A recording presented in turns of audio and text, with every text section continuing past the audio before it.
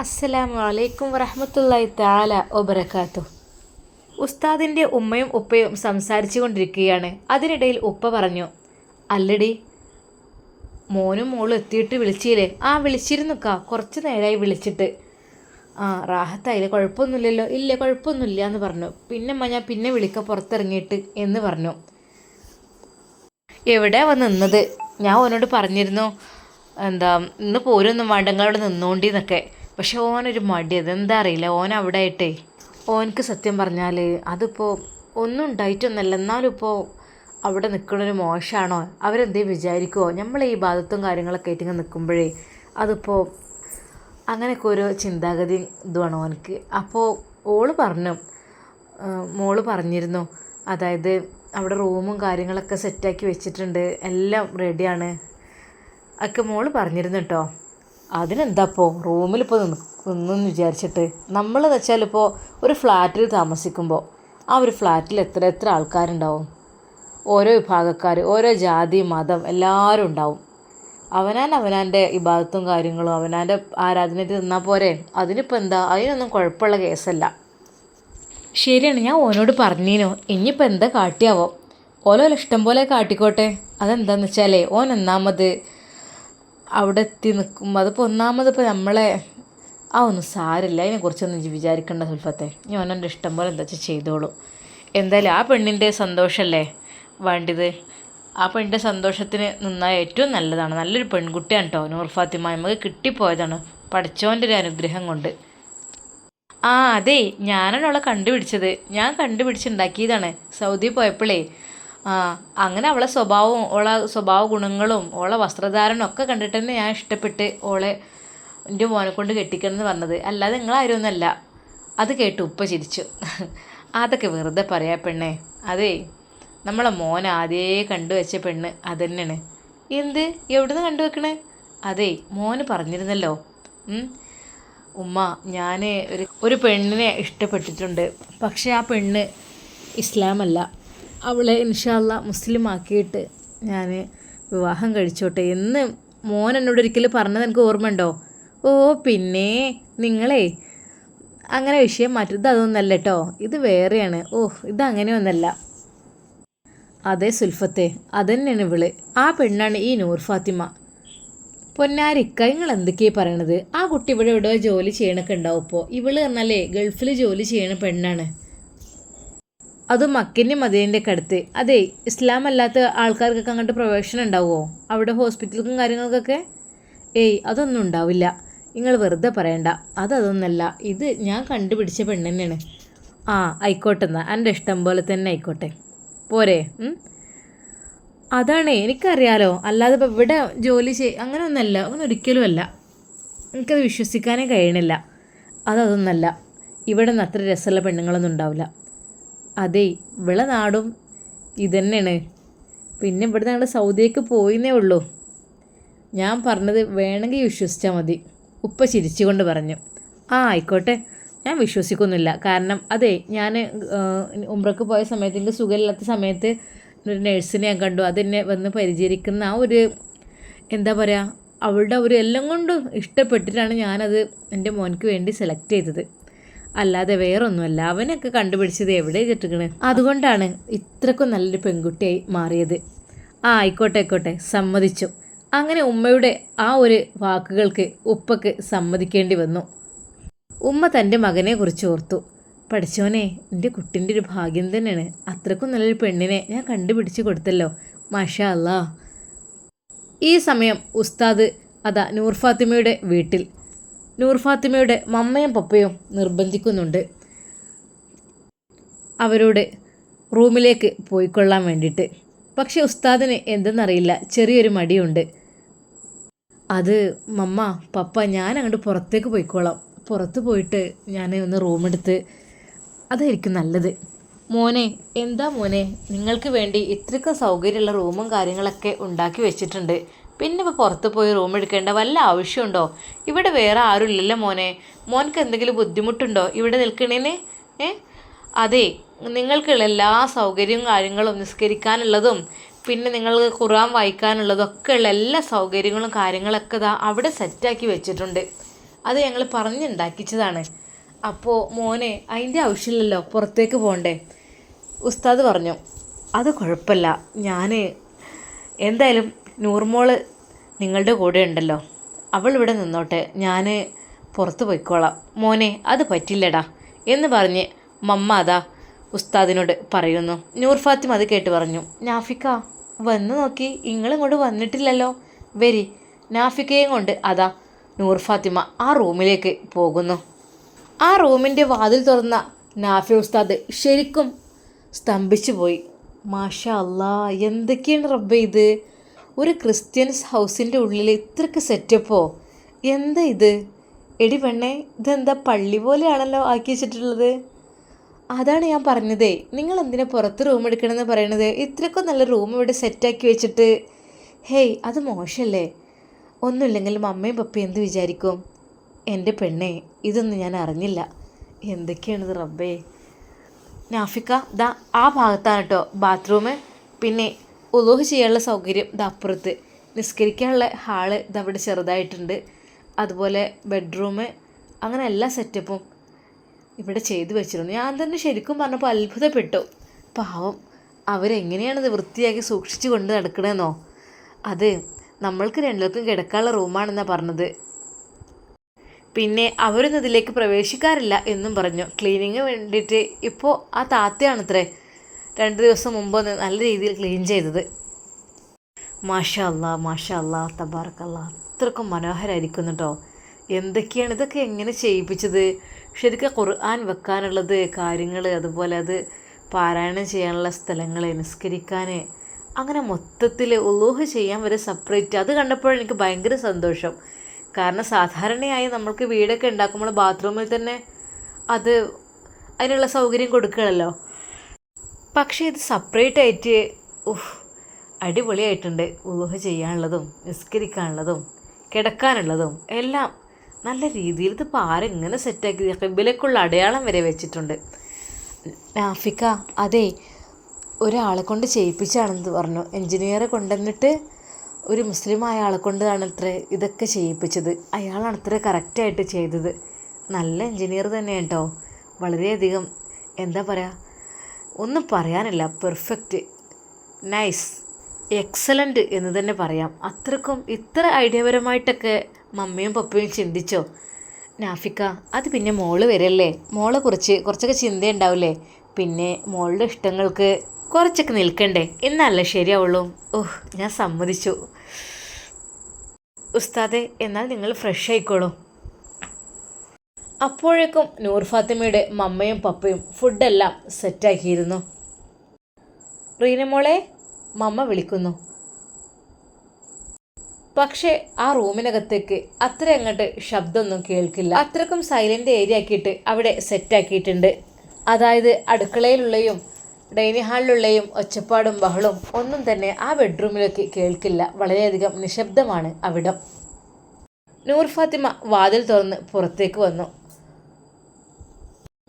മമ്മ, മോളെ, ഞാൻ നിന്നെ വിളിച്ചു. ഞാൻ നിൻ്റെ വാതിലിന് മുട്ടാൻ വേണ്ടി വരാൻ നിൽക്കായിരുന്നു.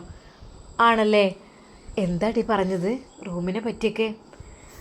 മമ്മ എന്താ പറയുക, വളരെ എക്സലൻ്റ് ആണെന്ന് പറഞ്ഞു. കാരണം പുറത്ത് റൂമെടുത്ത് പോയി നിൽക്കാൻ വേണ്ടി നിൽക്കുകയായിരുന്നു. അപ്പോൾ ഇത് കണ്ടപ്പോൾ പിന്നെന്താ, നല്ല രീതിയിൽ സെറ്റപ്പാക്കി. എല്ലാം തൂവെള്ള നിറത്തിലുള്ളതായത് കൊണ്ട് തന്നെ ഉസ്താദിന് അത് ഭയങ്കര ഇഷ്ടപ്പെട്ടു. ഉസ്താദ് എന്നോട് പറഞ്ഞു, നൂർ ഫാത്തിമ ഇതിനകത്ത് വല്ലാത്തൊരു ഈമാനുള്ള പോലെ എന്നൊക്കെ. മോളെ അപ്പോൾ ഇഷ്ടപ്പെട്ടിട്ടുണ്ടല്ലേ, എന്നാൽ ഇനി ഫുഡ് കഴിക്കാൻ വിളിക്ക്. മരുമകൻ ഉസ്താദ് ഫുഡ് കഴിക്കാൻ വരുമ്പോഴേക്കും അതാ നൂർ ഫാത്തിമയുടെ മമ്മ ആ ഷാളെടുത്ത് തലയിൽ ശരിക്കിടുന്നു. ശരിക്കും ഒരു ഉമ്മച്ചി കുട്ടിയെ പോലെ തന്നെയുണ്ട്. നൂർ ഫാത്തിമയും പപ്പയും പറഞ്ഞു, മേരി നിനക്ക് ശരിക്കും ചേരുന്നുണ്ട് കേട്ടോ, ഇങ്ങനെ ഷാളൊക്കെ ഇട്ടിട്ട് നല്ല ഭംഗിയുണ്ട്, ശരിക്കും ഒരു ഉമ്മച്ചിക്കുട്ടി തന്നെ. അത് കേട്ട് നൂർ ഫാത്തിമയുടെ മമ്മ ചിരിച്ചു. കളിയാക്കൊന്നും വേണ്ട കേട്ടോ ഇച്ചായ. അല്ലടി, സത്യമായിട്ടോ. അല്ല മമ്മ, കാര്യമായിട്ട് പറയുകയാണേ. ഇനിതാ നാഫിക്ക പറയുന്നു, നോക്കിക്കോ നിങ്ങൾ. നൂർ ഫാത്തിമ നാഫിക്കയെ വിളിക്കുവാൻ വേണ്ടി അതാ അകത്തേക്ക് ചെല്ലുന്നു. നൂർ ഫാത്തിമ പോയപ്പോൾ തന്നെ അവളുടെ പപ്പ മമ്മയോട് പറയുന്നു, അതെ ഞാൻ ശരിക്കും പറഞ്ഞതാണ് കേട്ടോ, ശരിക്കും നല്ല ഭംഗിയുണ്ടടി നിന്നെ കാണാൻ ഈ ഒരു ഡ്രസ്സൊക്കെ ഇട്ടിട്ട്. മറ്റത് തലയിലൊന്നും ഇടാതെ നിൽക്കുമ്പോൾ അത്രയൊരു ഭംഗിയൊന്നും കിട്ടില്ല. പക്ഷേ ഈ ഒരു തട്ടമിട്ടപ്പോൾ സത്യം പറഞ്ഞാൽ നീ സുന്ദരിയായിരിക്കുന്നു കേട്ടോ. ഇച്ചായ നിങ്ങളിങ്ങനെ ഓരോന്നും പറഞ്ഞ് കളിയാക്കല്ലേ കേട്ടോ. ഞാൻ നമ്മളെ മോന് വരുമ്പോഴേക്കേ, അതായത് അവരങ്ങനെയൊക്കെയല്ലേ, അപ്പോൾ ഞാൻ ഒരു ഷാൾ എടുത്തിട്ടതാണ്. കഴിഞ്ഞ പ്രാവശ്യം ഡ്രസ്സ് എടുക്കാൻ പോയപ്പോൾ ഇച്ചായ എന്നോട് ചോദിച്ചില്ലേ എന്തിനാണ് ഈ ഷാളൊക്കെ വാങ്ങുന്നത്, നീ ഇപ്പോൾ അത് ഇടുമോയെന്നൊക്കെ. അതെ, എനിക്കറിയായിരുന്നു അവർ എപ്പോഴെങ്കിലൊക്കെ നമ്മൾ കാണേണ്ട അവസ്ഥ വരുമ്പോഴേ ആ ഒരു ഷാള് തലയിലുണ്ടാകുമ്പോൾ അതൊരു ബഹുമാനമല്ല, അവരെ ബഹുമാനിക്കുന്ന പോലെയാണല്ലോ അത്. അമ്പിടി കള്ളി, അപ്പോൾ നീ അതൊക്കെ അങ്ങ് വാങ്ങി കൂട്ടി വെച്ചിട്ടുണ്ടല്ലേ. അതെ, അതിനൊക്കെയുള്ള മുൻകരുതൽ വേണമല്ലോ. നമ്മളെ മരുമകൻ ആരാണ് അറിയില്ലേ, ശരിക്കും ഒരു മതപണ്ഡിതനാണ്. അതുകൊണ്ട് ഒരുപാട് കാര്യങ്ങളൊക്കെ അറിയുന്നവരായിരിക്കും, നമ്മളെ പോലെയൊന്നും ആവില്ല. അപ്പോൾ നമ്മൾ അവരെന്തായാലും ബഹുമാനിക്കണ്ടേ. നൂർ ഫാത്തിമയുടെ അമ്മയും പപ്പയും സംസാരിച്ചു കൊണ്ടിരിക്കുമ്പോൾ അതാ ഉസ്താദും നൂർ ഫാത്തിമയും വരുന്നു. എന്തൊക്കെയാണ്, ഫുഡെല്ലാം സെറ്റാക്കിയിട്ടുണ്ടല്ലോ. ഓഹ്, ഇതിൻ്റെ ഒന്നും ആവശ്യമില്ലായിരുന്നു കേട്ടോ. എന്തൊക്കെയാണ് ഇത് ഉണ്ടാക്കി വെച്ചിട്ടുള്ളത്, എന്തിനാണ് വെറുതെ കഷ്ടപ്പെട്ടത്, നിങ്ങൾ ഒരുപാട് കഷ്ടപ്പെട്ടു അല്ലേ, ഉസ്താദ് പറഞ്ഞു. അതിൽ പപ്പ പറഞ്ഞു, മോൻ കഴിക്ക്, മമ്മയുടെ കൈപ്പുണ്യം മോൻക്കൊന്നും അറിയണ്ടേ, അപാര ടേസ്റ്റാണ്, ഒന്ന് കഴിച്ചു നോക്ക്. എന്നാ വരി, എല്ലാവർക്കും ഇരിക്കുക, ഉസ്താദ് പറഞ്ഞു. അല്ലല്ല, മക്കൾ കഴിക്ക്, നിങ്ങൾ കഴിച്ചിട്ട് ഞങ്ങൾ കഴിച്ചോളാം. ഹേയ്, അതല്ല അതിൻ്റെ മര്യാദ, നമ്മൾ ഒരുമിച്ച് കഴിക്കണം എന്നാണ്, ഞങ്ങളൊക്കെ അങ്ങനെയാണ്, ഒരുമിച്ചാണ് കഴിക്കാറുള്ളത്, ഒരുമിച്ച് കഴിക്കുമ്പോൾ ബർക്കത്ത് കൂടും എന്നാണ്. അത് കേട്ടപ്പോൾ നൂർ ഫാത്തിമയുടെ അമ്മ അതാ പപ്പയുടെ മുഖത്തേക്ക് നോക്കുന്നു. അതിൽ പപ്പ പറഞ്ഞു, ഇരിക്കാം മേരി, ഇരിക്ക്, അതിനെന്താ, അവരാവശ്യപ്പെടില്ലേ, നമ്മളെ മക്കളെന്നല്ലേ, വേറെ ആരും അല്ലല്ലോ. നൂർ ഫാത്തിമയുടെ മമ്മയും പപ്പയും നൂർ ഫാത്തിമയും അതാ ഉസ്താദിൻ്റെ കൂടെ തന്നെ ഭക്ഷണം കഴിക്കുവാൻ വേണ്ടി ഇരിക്കുന്നു. സത്യം പറഞ്ഞാൽ ആ ഉസ്താദിൻ്റെ തൊട്ടടുത്ത് ഇരുന്നപ്പോൾ തന്നെ നൂർ ഫാത്തിമയുടെ മമ്മക്ക് എന്തൊക്കെയോ ഒരു അനുഭൂതി തോന്നുകയാണ്. അദ്ദേഹത്തിൻ്റെ ആ ഡ്രസ്സും ശരീരമൊക്കെ ആകെ ഏതൊക്കെയോ ഹൂതും അത്തറും മണക്കുന്ന പോലെ ആ മമ്മക്ക് അനുഭവപ്പെടുകയാണ്. ഫുഡ് വിളമ്പുവാനായി മമ്മ എണീറ്റപ്പോഴേക്കും ഉസ്താദ് പറഞ്ഞു, ഇരിക്കും അമ്മ, ഞാൻ വിളമ്പാം, അതിനെന്താ. അല്ല മോനെ, എന്താ നീ ഇങ്ങനെ, നിങ്ങളിങ്ങോട്ട് വന്നിട്ട് നിങ്ങളെക്കൊണ്ട് വിളമ്പിപ്പിക്കേ, അതിനെന്താ, എല്ലാവരും ഒരുമിച്ച് കഴിക്കണം, അതേ ഉള്ളൂ, അല്ലാതെ വിളമ്പുന്നതിലൊന്നും എന്ന് പറഞ്ഞിട്ട് ഉസ്താദ് ആ ഒരു കോരി ഫുഡ് എടുത്തിട്ട് ബിസ്മില്ലാഹിർ റഹ്മാൻ റഹീം എന്ന് പറഞ്ഞുകൊണ്ട് പപ്പയുടെ പ്ലേറ്റിലേക്ക് ഇട്ട് കൊടുക്കുന്നു. അതുപോലെ തന്നെ ബിസ്മില്ലാഹിർ റഹ്മാൻ റഹീം വീണ്ടും ചൊല്ലി മമ്മയുടെ പ്ലേറ്റിലേക്കും നൂർ ഫാത്തിമയുടെ പ്ലേറ്റിലേക്കും ഉസ്താദ് ഇട്ടുകൊടുത്തു. അവരെല്ലാവരും കൂടി ഒരുമിച്ച് ഭക്ഷണം കഴിക്കുകയാണ്. ഭക്ഷണം കഴിക്കുന്നതിന് മുമ്പായിട്ട് നൂർ ഫാത്തിമയും ഉസ്താദും ബിസ്മില്ലാഹിർ റഹ്മാൻ റഹീം എന്ന് ചൊല്ലി അവർ നല്ല രീതിയിൽ സന്തോഷത്തോടെ ഭക്ഷണം കഴിച്ചു. ഉസ്താദ് പറയുന്നു, അപാര ടേസ്റ്റ് കേട്ടോ, മാഷാ അല്ലാ, അടിപൊളിയായിട്ടുണ്ട്. അപ്പോൾ മമ്മയ്ക്ക് ഇങ്ങനെയൊക്കെ ഉണ്ടാക്കാൻ കഴിയുമല്ലേ. ആ, മമ്മ എൻ്റെ ചെറുപ്പത്തിലൊക്കെ ഒരുപാട് പലഹാരങ്ങളും കാര്യങ്ങളും എല്ലാം ഉണ്ടാക്കാറുണ്ടായിരുന്നു. ഇപ്പോൾ പിന്നെ ആരാണ് അതുകൊണ്ടാണ് ഉണ്ടാക്കാത്തത്, ആരുമില്ലല്ലോ. അല്ലെങ്കിൽ മോള് ക്ലാസ് കഴിഞ്ഞ് വരും, സ്കൂൾ കഴിഞ്ഞ് വരും എന്നൊരു പ്രതീക്ഷയായിരുന്നു. പിന്നെയെന്ന് വെച്ചാൽ എന്തെങ്കിലുമൊക്കെ ഉണ്ടാക്കിയ ചുറ്റുഭാഗത്തുള്ള എല്ലാവർക്കും കൊടുക്കും കേട്ടോ, അതൊരിഷ്ടമാണ്. ഉസ്താദ് ഭക്ഷണം കഴിക്കുന്നത് അവർ നല്ല രീതിയിൽ ശ്രദ്ധിച്ചു. അതെ, വളരെയധികം വൃത്തിയോടുകൂടി ഒരു ഭാഗത്ത് നിന്ന്, അതും ഒരു വറ്റുപോലും പുറത്ത് കളയാതെ ഭക്ഷണം നല്ല രീതിയിൽ അച്ചടക്കത്തോടെ കഴിക്കുന്നത് ശരിക്കും അമ്മയും പപ്പയും നോക്കി നിന്ന് പോയി. വെള്ളം കുടിച്ചപ്പോഴും വലത് കൈകൊണ്ട് തന്നെ കുടിക്കുകയും ചെയ്തു. അതെല്ലാം അവർ ശ്രദ്ധിക്കുന്നുണ്ടായിരുന്നു. ഭക്ഷണം കഴിച്ച് എഴുന്നേൽക്കുന്നതിന് മുമ്പായിട്ട് നാഫി ഉസ്താദ് 2 കൈകളും ഉയർത്തിക്കൊണ്ട് അള്ളാഹുവിനോട് ദുആ ചെയ്തു. അൽഹംദുലില്ലാഹില്ലദീ അത്അമനി വസഖാനി വജഅലനി മിനൽ മുസ്ലിമീൻ എന്ന് പറഞ്ഞുകൊണ്ട് കൈ കഴുകുവാൻ വേണ്ടി എണീറ്റു. എല്ലാവരും എണീക്കുമ്പോഴേക്കും അതാ തൊട്ടടുത്തുള്ള വീട്ടിലെ ആ കുട്ടികൾ വരുന്നു. നൂറത്ത് പോയിട്ടില്ലല്ലേ മക്കളെ, വേരി ഭക്ഷണം കഴിക്കുക, നിങ്ങളെന്ത് നേരം വൈകിയത്. മമ്മ അവർക്ക് വേണ്ടി പ്ലേറ്റ്സ് കൊണ്ടുവരാൻ വേണ്ടി അടുക്കളയിലേക്ക് പോയി. അവർക്കുള്ള പ്ലേറ്റുകളെല്ലാം അവിടെ തന്നെ വെച്ച് കൊടുത്തു. മമ്മയും അവരുടെ കൂടെ ഇരുന്നു. മക്കൾ കഴിക്കിട്ടോ ഭക്ഷണം. അവരുടെ പ്ലേറ്റിലേക്കെല്ലാം ഭക്ഷണം ഇട്ട് കൊടുത്തു. അവരത് സന്തോഷത്തോടെ കഴിച്ചു. മമ്മ നല്ല സ്പെഷ്യലാണല്ലോ ഇന്ന്. ഇന്ന് നൂറത്തെയും ഉസ്താദും വന്നിട്ടാണോ? അതെ മക്കളെ, അവർ വരുമ്പോഴേ നമുക്ക് സ്പെഷ്യലാക്കണ്ടേ. മക്കൾ കഴിക്ക് നല്ല രീതിയിൽ. ഫാത്തിമ കുട്ടി, ഇന്നെന്താ നേരം വൈകിയത്? മമ്മ, അത് ഉമ്മച്ചി പണിക്ക് പോയി വന്നപ്പോഴേ ഒരുപാട് നേരമായി. അപ്പോൾ പിന്നെ കുഞ്ഞാവിൻ്റെ അടുത്തൊന്നും ആരും ഉണ്ടാവില്ലല്ലോ. അപ്പോൾ ഉമ്മച്ചി വന്നതിൻ്റെ ശേഷമാണ് ഞാൻ ഇങ്ങോട്ട് വന്നത്. ഉമ്മച്ചി വന്ന് കുളിയൊക്കെ കഴിഞ്ഞ് അപ്പോൾ ഞാൻ ഇങ്ങോട്ട് പോന്നു. ഭക്ഷണം കഴിച്ചോളൂ കേട്ടോ. നല്ല രീതിയിൽ നല്ല കുട്ടികളാണ്. അവർ 3 പേരും ആകാംക്ഷയോടെ ഭക്ഷണം കഴിക്കുന്നത് ഉസ്താദ് കണ്ടു. ഉസ്താദിന് ആ കാഴ്ച കണ്ടപ്പോൾ മനസ്സ് നിറഞ്ഞു പോയി. മാഷാ അല്ലാ, എന്തൊരു സൗഹാർദ്ദം. മുസ്ലിം കുട്ടികൾ, അതെ, ക്രിസ്ത്യൻസ് വീട്ടിൽ വന്നിട്ട് ഭക്ഷണം കഴിക്കുന്നു. എന്തൊരു ഒത്തൊരുമ, സ്നേഹം. ആ മമ്മയ്ക്ക് ശരിക്കും സ്വന്തം മക്കളെ പോലെ തന്നെയാണ് അവരെയും നോക്കുന്നത്. മമ്മ പറഞ്ഞു, മക്കൾ വരുമ്പോഴേ ഒരു സന്തോഷമാണ്. എന്താ അറിയില്ല, മനസ്സിൽ എന്ത് വേദന വിഷമമുണ്ടെങ്കിലും മക്കളെ കാണുമ്പോൾ അതൊക്കെ മാറിപ്പോവാണ്. പിന്നെയെന്ന് വെച്ചാൽ ഇന്ന വലിയ കാര്യമാണ്. അതിൽ ചെറിയ കുട്ടി ഭക്ഷണം കഴിക്കുവാൻ മടിച്ചു നിൽക്കുന്നത് കണ്ടപ്പോൾ മമ്മ പറഞ്ഞു, മോനൂസിന് മമ്മ വാരിത്തരട്ടെ? തരി, മമ്മ വാരിത്തരാം. വരി, ചെറിയ കുഞ്ഞിക്കൈയല്ലേ. അതിൻ്റെ താഴെയും 2 മക്കളുണ്ട്. എന്താ ചെയ്യുക? ഉസ്താദിനോട് നൂർ ഫാത്തിമ ഈ ഒരു കാര്യം പറഞ്ഞപ്പോൾ ഉസ്താദ് പറഞ്ഞു, ആഹാ, അപ്പോൾ 5 മക്കളാണ് അവർക്കുള്ളത്. ശരിക്കും പറഞ്ഞാൽ 10 പ്രസവിച്ചാൽ വളരെ ഭാഗ്യമാണെന്നാണല്ലോ. എൻ്റെ നൂർ ഫാത്തിമ, ഒന്നാമത്തതായപ്പോൾ തന്നെ എൻ്റെ പെണ്ണ് വല്ലാതെ അങ്ങ് ക്ഷീണിച്ച പോലെ. അപ്പോൾ ഇനി ബാക്കിയോ? എൻ്റെ പൊന്നാറുസ്താദ്, ഇതൊന്ന് കഴിയട്ടെ. ഇത് കഴിഞ്ഞിട്ടൊക്കെ മതി നിങ്ങളെ ബാക്കി. അതേ, ചില ആൾക്കാർക്ക് അങ്ങനെ ആയിരിക്കും, ചെറിയ ചെറിയ കുഞ്ഞു മക്കളുണ്ടാവും. നിങ്ങൾക്ക് ആ കുട്ടികളെ കണ്ടിട്ട് ഭയങ്കര സന്തോഷമുണ്ടല്ലേ? സത്യടി, എനിക്ക് സത്യം പറഞ്ഞാലേ ഒന്നാമതായിട്ട് ആ 8 വയസ്സുകാരി കുട്ടി തട്ടമൊക്കെ ഇട്ട് വന്നിട്ടേ, അതാണ് വലിയ സന്തോഷം. ആ ഒരു മൊക്കനൊക്കെ ഇട്ട് വന്നിട്ട് ഭയങ്കര ഒരു ക്യൂട്ട് കാണാനല്ലേ. അതുമല്ല ഒരു ഉത്തരവാദിത്വം.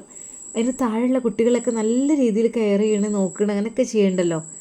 എന്തായാലും മാഷാ അല്ലാ, മക്കൾക്ക് അല്ലാഹു ദീർഘായുസ്സും ആഫിയത്തും പ്രദാനം ചെയ്യട്ടെ. ആമീൻ.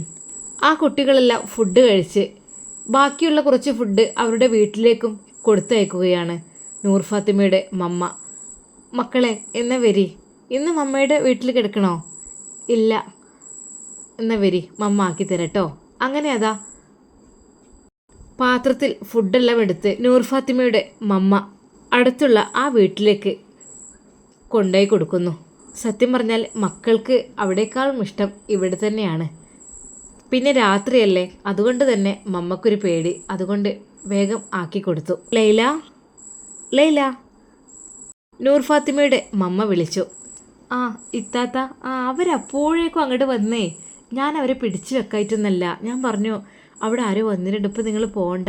പക്ഷേ കേൾക്കണില്ല, മമ്മയെ കാണാൻ പോകണം എന്ന് പറഞ്ഞ് അങ്ങനെ പപ്പ മിഠായി കൊണ്ടുവന്നിട്ടുണ്ടാവും. അങ്ങനെ പറഞ്ഞ് ഓടിക്കാണ്.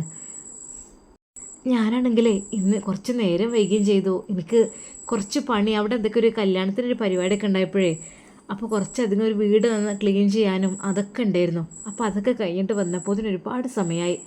പിന്നെ നിസ്കാരം കഴിഞ്ഞിട്ടാണ് ഞാൻ അവിടെ നിന്ന് പോകുന്നത്. ഇവിടെ എത്തിയപ്പോൾ ഇഷാബാൻ കൊടുത്തേക്കണ്. അല്ല ചേട്ടത്തിയെ, അവിടെ ആരാണ്? ഒരു കാറ് ഞാൻ കണ്ടും ചെയ്തു. ആരാണ്? അതെടി മോളും മരുവനാണേ. തന്നെ? അത് ശരി. അവരെപ്പോഴാണ് വന്നത്? അവരിവിടെ ഇല്ലായിരുന്നല്ലോ. അവരിടക്ക് ദുബായ് പോവും, ഇടക്ക് ഇങ്ങോട്ട് വരും. ദുബായ്ക്കല്ല, സൗദിക്ക്. അങ്ങനെയാണ്, അവിടെയും ഇവിടെയൊക്കെ ആയിട്ട് ഇങ്ങനെ നിൽക്കും. ആണല്ലേ? മാഷാ അല്ലാ. ഏതായാലും ഹയറാക്കട്ടെ. ഞാൻ കണ്ടിട്ടില്ല കേട്ടോ, കാണാൻ വരണ്ട് മോളെയൊക്കെ. മണ്ടി അവിടെ അങ്ങനെ കണ്ടുപോയി. അപ്പോൾ എനിക്കൊരു സംശയം തോന്നിയത്. അപ്പോൾ മക്കൾ തിരക്കൂടുക, മമ്മേൻ്റെ അടുത്തേക്ക് പോട്ടെ എന്ന് പറഞ്ഞിട്ട്. അപ്പോൾ ഞാൻ പറഞ്ഞു അവിടെ ആരോ ഉണ്ട് എന്നൊക്കെ പറഞ്ഞു. പക്ഷെ നിൽക്കണ്ടേ, അതാണ് പിന്നെ ഞാൻ പറഞ്ഞയച്ചത്. അതിനെന്താടി, ഓല അങ്ങോട്ട് പോന്നോട്ടെ, ഓല വീട് പോലെ തന്നെ അല്ലത്. എവിടെ ചെറിയറ്റുങ്ങളൊക്കെ ഉറങ്ങിയോ? ചെറുതിനിപ്പോൾ ഞാൻ പാലെടുത്ത് ഉറക്കിയേക്കണ്. എന്താ ഇന്ന് എൻ്റെ മാപ്പിളുടെ വിവരം? മൂപ്പർക്ക് ഇന്നും ഒരു ഭയങ്കര ക്ഷീണം, തളർച്ചക്കാരി, എണീക്കാൻ തന്നെ പറ്റാത്ത രീതി. അതവിടെ കിടക്കണ്. ഞാൻ എന്തെങ്കിലും പണിയെടുത്ത് കൊണ്ടുവന്ന് അതായിട്ട് എന്തെങ്കിലും വാങ്ങി വരും. പിന്നെ റേഷനരി അങ്ങനെ കിട്ടുന്നതുകൊണ്ട് പിന്നെ അതങ്ങനെ കഴിച്ചില്ലാവും. ബാക്കി എന്തെങ്കിലും എപ്പോഴെങ്കിലും മീനോ ഇറച്ചിയോ, പിന്നെ കുട്ടികളെ പഠനവും കാര്യങ്ങളും അതൊക്കെ ഇല്ലേ, അതൊക്കെ നോക്കണ്ടേ. എന്നും ഓരോ ഇതിന് ഫീസും കാര്യങ്ങളും അങ്ങനെ ഓരോന്ന് പറയും. എന്തപ്പോൾ ചെയ്യുക? സാരല്ലേ ലൈല, ദൈവമൊക്കെ കാണുന്നുണ്ടല്ലോ, എന്തെങ്കിലുമൊക്കെ ഒരു വഴി കണ്ടിട്ടുണ്ടാവും. എന്നാലിതാ ആ ഫുഡ് എടുത്തിട്ട് കഴിച്ചോളിട്ടോ. അവനും കൊടുത്തു. ഈ ഇപ്പോൾ ഒന്നും ഉണ്ടാക്കിയിട്ടൊന്നുമില്ലല്ലോ. എനിക്കറിയാം ഉണ്ടാക്കിയിട്ടുണ്ടാവില്ലാന്ന്. നേരെ വൈകി വന്നാൽ പിന്നെ എനിക്ക് ഉണ്ടാക്കുന്ന സ്വഭാവമില്ലല്ലോ. ചേട്ടത്തിയേ അതേ അങ്ങനെയൊന്നുമല്ല, പിന്നെ കുഴങ്ങി നമ്മൾ വരികയാണ്. അപ്പോൾ പിന്നെ കുട്ടികളെന്തെങ്കിലുമൊക്കെ തിന്നിട്ടും ഉണ്ടാവും. അങ്ങനെയൊക്കെ ആയിട്ട് ചിലപ്പോൾ എനിക്ക് കഴിയൂല. അപ്പോൾ പിന്നെ ഉള്ളതുകൊണ്ടാണ് ഒപ്പിക്കും. എന്നാൽ ഞാൻ പോട്ടിട്ടില്ല. അതായത് ഓല അവിടെ ഉണ്ട്, മോള് വന്ന് നാളെ പോവുമായിരിക്കും. കുറച്ച് നേരം കൂടെ ഇവിടെ സംസാരിച്ചിരിക്കട്ടെ. ആ ആയിക്കോട്ടെ, എന്നാൽ ചേച്ചി നിങ്ങൾ പോയിക്കോളേ, രാവിലെ വരാട്ടെ ഇനി അവരെ കാണാനേ. ആ ആയിക്കോട്ടെ. അങ്ങനെ അതാ നൂർ ഫാത്തിമയുടെ മമ്മ അവിടെ നിന്ന് വീട്ടിലേക്ക് തന്നെ പോരുന്നു. റീന മോളെ, ആ ഞാനേ അവിടെ എത്തി. അപ്പം പിന്നെ അവിടുത്തെ താത്ത കുറച്ച് സംസാരിച്ചോ. അല്ല സംസാരം പിന്നെ തീരൂലല്ലോ. നാളെ ഞങ്ങളെ കാണാൻ വരാമെന്ന് പറഞ്ഞിട്ടുണ്ട്. എന്നാൽ കിടന്നോളി മക്കളെ, നേരം കളയണ്ട, കിടന്നോളി. ഉസ്താദ് അതാ നൂർ ഫാത്തിമയുടെ കൂടെ ആ റൂമിലേക്ക് പോകുന്നു. സാധാരണയായി ചൊല്ലാറുള്ള ഹദ്ദാദ് ചൊല്ലി. നൂർ ഫാത്തിമ ശരിക്കും പുറത്തൊരു റൂം എടുത്ത പോലെ തന്നെയല്ലേ ഇവിടെ? ഒരിക്കലും ഒരു വീടിൻ്റെ ഉള്ളിലെന്ന് അറിയണില്ല കേട്ടത്. ഇത് ഒരു ഭയങ്കര ഒരു എന്താ ഒരു നിശബ്ദത അല്ലേ? മൊത്തത്തിൽ നല്ലൊരു അടിപൊളി ലുക്ക് ഉണ്ട് കേട്ടോ. ആരത് എൻജിനീയർ ആവും. നമ്മളെ വീട്ടിലത്തെ റൂമൊക്കെ ഒന്ന് സെറ്റാക്കണ്ടേ ഇതുപോലെ? നാഫിക്ക ഇത് സെപ്പറേറ്റ് ഒരു റൂം എടുത്തതാണ്. പഴയതിൽ പണിയെടുത്തെന്ന് വെച്ചാൽ ജസ്റ്റ് ഒരു വാതിലിൻ്റെ ആ ഒരു ഭാഗം ഉള്ളൂ. ബാക്കിയൊക്കെ ഫ്രണ്ട് ഭാഗത്തേക്കാണ് അതിൻ്റെ കാര്യങ്ങളൊക്കെ സെറ്റാക്കിയിട്ടുള്ളത്. അതുകൊണ്ട് തന്നെ ഒരു വീട്ടിലാണെന്ന് തോന്നുകയേ ഇല്ല. സെപ്പറേറ്റ് ഒരു റൂം എടുത്ത പോലെ തന്നെയാണ് ആ ഒരു ഫീല്. നാഫിക്ക ഇന്ന് നല്ല ക്ഷീണം ഉണ്ടാവില്ലേ? ഒരുപാട് 5-5.5 മണിക്കൂറോളം ഓടിച്ചതല്ലേ വണ്ടി? അപ്പോൾ നല്ല ക്ഷീണം ഉണ്ടാവില്ലേ? കിടന്നുപോലെ കേട്ടോ. ഹേ എനിക്ക് ക്ഷീണോ? എന്താ പെണ്ണ് നീ പറയുന്നത്? ക്ഷീണമല്ല നിനക്കല്ലേ, എനിക്കൊന്നുമില്ല. എനിക്ക് എന്താ ഒരു കുഴപ്പമില്ല. യാത്ര ചെയ്ത് വന്നിട്ടായിരുന്നു, എന്തെന്നറിയില്ല. ആ അത് നിൻ്റെ മമ്മയുടെ അടുത്ത് എത്തിയതല്ലേ, അതിൻ്റെ ഒരു സന്തോഷമായിരിക്കും. മമ്മയും പപ്പയും കാണുമ്പോഴത്തെ ആ ഒരു സന്തോഷം ശരിക്കും അതുതന്നെയാണ് നാഫിക്ക. എന്താണെന്നറിയില്ല, അവരെ കണ്ടപ്പോൾ എനിക്കെല്ലാം മനസ്സിലാകുന്നുണ്ട്. അതുകൊണ്ട് തന്നെയല്ലേ എൻ്റെ പെണ്ണ് പറഞ്ഞപ്പോൾ ഞാൻ പെട്ടെന്ന് തന്നെ ഇങ്ങോട്ട് പോകുന്നത്. അല്ലാതെ മനസ്സിലായി. ആയിക്കോട്ടെ, ഉമ്മയും കൂടെ നിർബന്ധിച്ചിട്ടല്ലേ? എന്തായാലും നമ്മൾ ആഗ്രഹങ്ങളൊക്കെ സാധിപ്പിച്ച് കൊടുക്കണമല്ലോ. എന്നാൽ കിടക്കാല്ലേ? വാ. ഉസ്താദ് അതാ ആ ഒരു ബെഡിൽ ചെന്നിരിക്കുന്നു. എൻ്റെ പെണ്ണെ, എന്തിനാണ് ഇത്രയ്ക്കധികം സെറ്റപ്പൊക്കെ? ശരിക്കും പറഞ്ഞാൽ ഇതിലിരുന്നിട്ട് എന്തൊക്കെയോ ഒരു അനുഭൂതി. അത്രയ്ക്ക് വിലപിടിപ്പുള്ള ബെഡൊക്കെയാണല്ലോ വാങ്ങി വെച്ചിട്ടുള്ളത്. നാഫിക്ക, നമ്മളൊക്കെ സൗദി അറേബ്യയിലും അവിടെയൊക്കെ താമസിക്കുന്ന ആളുകളല്ലേ, അപ്പോൾ അതുകൊണ്ടായിരിക്കും നല്ല സെറ്റപ്പിൽ ഒക്കെ റെഡിയാക്കിയിട്ടുള്ളത്. ഉസ്താദ് ബെഡിൽ കയറി കിടന്നു. മാഷാ അല്ലാ, വളരെയധികം സുഖമുണ്ട് കേട്ടോ. ഇരിക്കു പെണ്ണെ. നൂർ ഫാത്തിമയും ഉസ്താദും ഓരോന്ന് ആ ബെഡിലിരുന്ന് സംസാരിച്ചു കൊണ്ടിരിക്കുന്നു. സന്തോഷത്തോടെയുള്ള അവരുടെ ദാമ്പത്യ ജീവിതത്തിൽ യാതൊരു രീതിയിലുള്ള പ്രശ്നങ്ങളും പ്രയാസങ്ങളും കൊടുക്കരുത് റബ്ബേ. അങ്ങനെയാണ് ആ ഉമ്മ വീട്ടിൽ നിന്ന് ദുആ ചെയ്യുന്നത്. ഇൻഷാ അല്ലാ ഇതിൻ്റെ ബാക്കി ഭാഗം നാളെ കാണാം. എല്ലാവർക്കും അസ്സലാമു അലൈക്കും വറഹ്മത്തുള്ളാഹി.